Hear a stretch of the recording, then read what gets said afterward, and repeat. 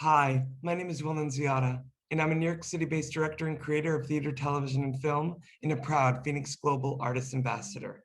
Today, I am thrilled to be speaking with a world-renowned jewelry designer.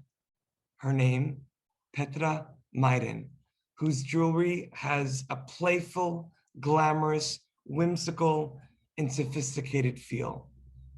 I cannot wait for you to take a listen to our interview right now.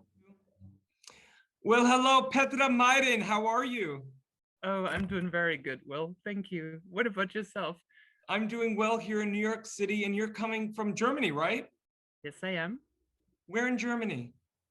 Very far west, actually, between the city of Frankfurt and Luxembourg City.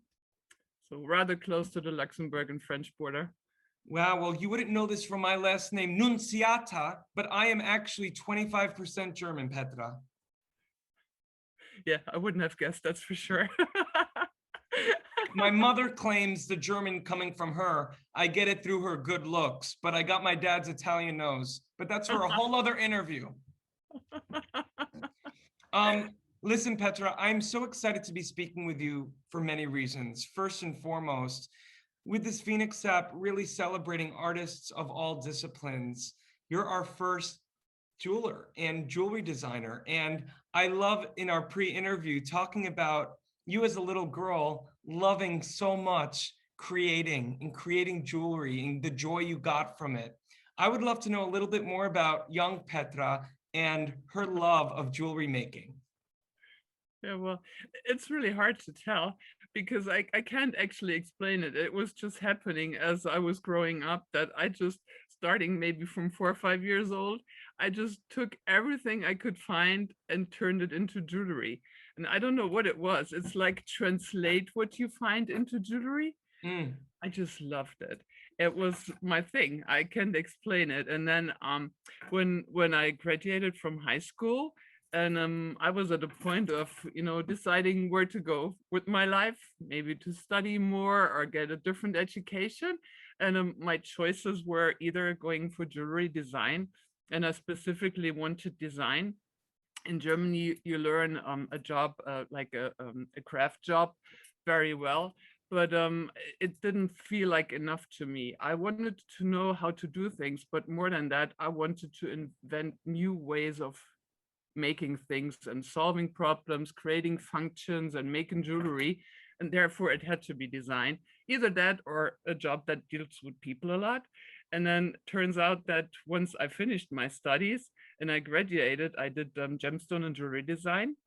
I founded a business, and turns out that I have both. I can create my jewelry. We produced it in-house and I was selling it worldwide, and that got me to travel to all kind of professional trade shows and meeting all those beautiful people that I've been dealing with, and I've enjoyed that a whole lot.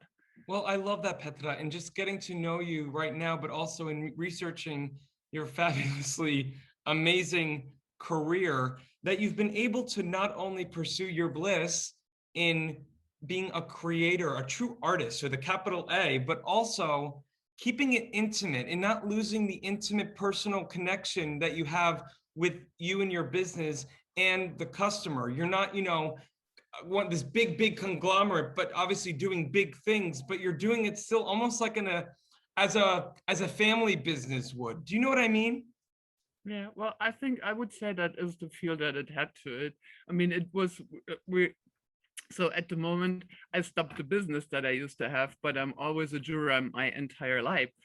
But we've been working for like with up to 20 people, and it was anybody from part-time to full-time, people that I've taught the job, people that already had some skills, and it was a very alternative way to make jewelry too. And of course it always had this family business feel to it, and like the whole staff, it was like family and friends, and so really close, and also close from the heart. And it was really a joy to work with all those people, so much fun, plus the same joy to work with all those customers. At the first time ever I went to a trade show to exhibit, I was 25. I was like, oh Jesus Christ, what's that going to be like? I mean, who will those customers be like? Are they, very serious? Is this going to be very stiff? Do I have to behave like so well, or can I be, myself? What's going to happen? And I wasn't sure of it, but turns out that I find that by design and that somebody who loves the creations that I made and the designs that I make has this type of mindset like I do. And there was an instant connection all the time. And that was so great to see. And that was unexpected. I couldn't have known. Well, I love, Petra, that this unapologetic sense of self that you've obviously had since you were a little girl shows through your jewelry. I mean, I can't wait to get some for my mom, honestly, because what I love so much about your jewelry line, and again, I may not be using the right words, but there's a sense of whimsy and a sense of play involved with everything that you do, because it's almost, you literally have created not only a new way of making the jewelry, but in how it's put together and the elements that you have interwoven in the making. Can you describe a little bit about the creation of your company in 1992, but then also, the sense of play about your jewelry? I'm sure I'm not the only one that has ever said that about your work. Yeah, so I mean, I just finished. I did a master degree for arts and design when I studied gemstone and jewelry design, and my decision was, do I go with the gemstone or more with the jewelry? And I had a thesis that was all about a serial handmade line of jewelry, and I just was so in love with what I did, and it was a real challenge because actually in my thesis I explored whether the high aims that you have for a unique piece, that it is like also perfect, and the design and the function, it all goes hand in hand with each other, and it almost needs each other to create this perfect piece. I wanted to find out, can you do that in a serial made piece, in which basically means nothing else, but it has to be solved, like the entire function and making and everything, that process. So if you sell 5 of it, you make another 4, or if you sell 100, you make another bunch. So it needs to be reproducible. And turns out that it worked. And I thought that was so exciting. And I just thought, okay, I'm not going to, take my backpack and travel around the world. I need to start a business immediately, because I was so scared that somebody else would come up with the same ideas. And that would have been like, oh no, that would have been a big throwback. So I was like, oh, let's start instantly. And so that's what I did. So I was actually a pretty young entrepreneur at that time. And turns out that even in school, I was one of the youngest students ever to start there. And so I was young to start my business, and I just loved that. So I probably worked for myself maybe a year or so. And then after that, like more and more people started to join in and help me work. Yeah, I I love couldn't do that. it on my own. I love And that. then, Oh, hmm? go ahead, keep going. No, yeah, and then mentioning the style, I really have to say that I enjoy very clean designs, something like very minimalistic, reduced shapes. But the key to me is that they come alive the way that I deal with the shapes. So Mm. it's not simple and plain, and that's it. There's always something about them, and then also unexpected things. And they're usually bold, most of my pieces. And I think, I rather wear one big mind-blowing, eye-catching piece than a bunch, but that's me.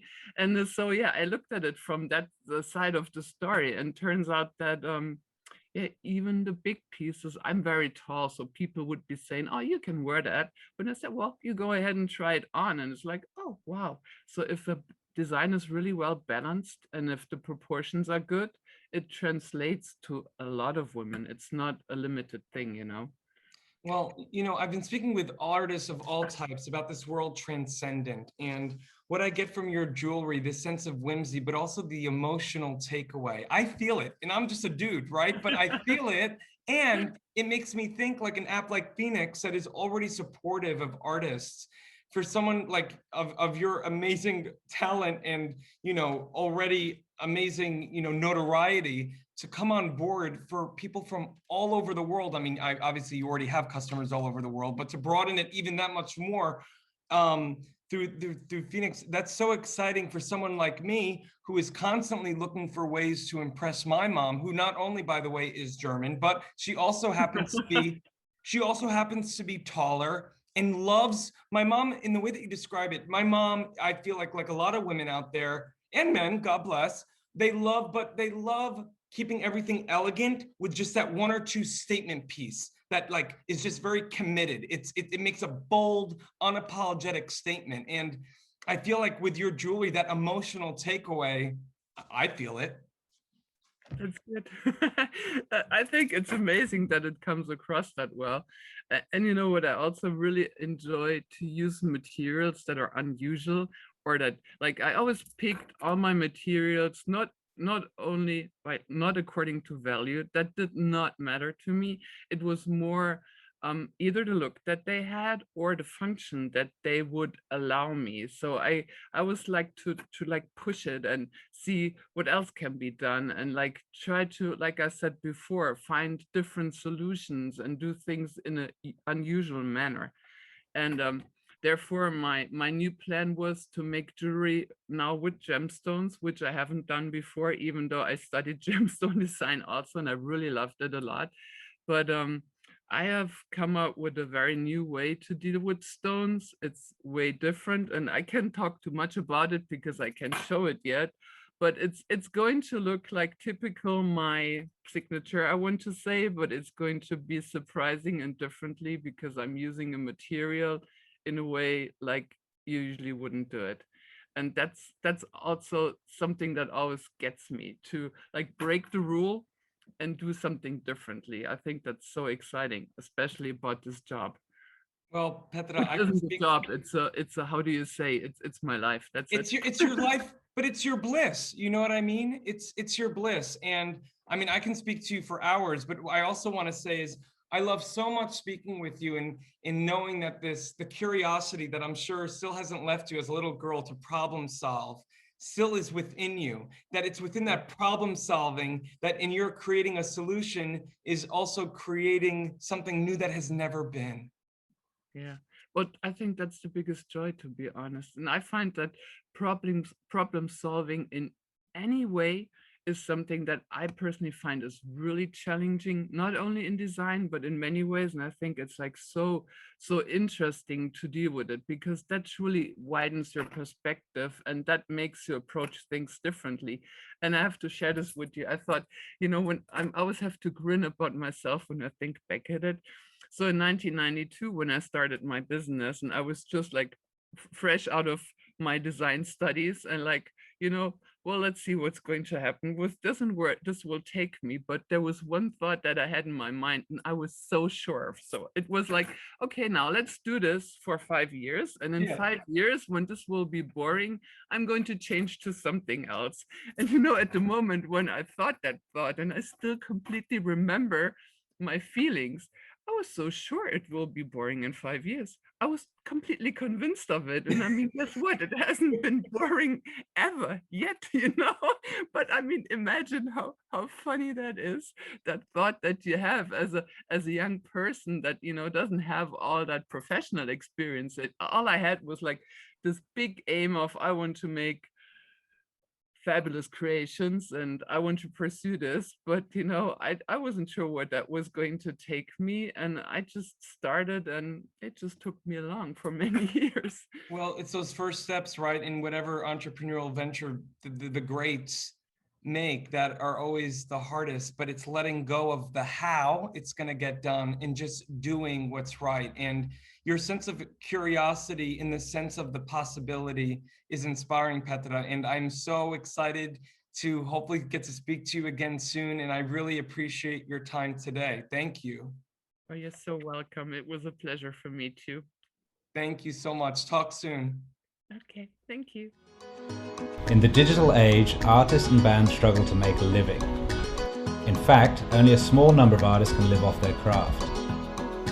For the 98% of artists that don't have the luxury of being signed to a label, it's tough. But artists deserve to live off their art. Wherever you are around the world, appreciation of music does not change.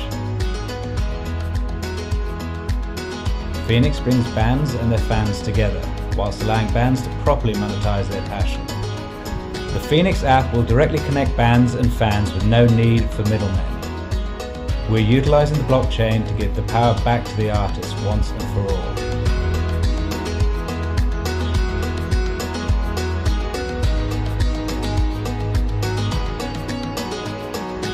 Join Phoenix, join the change.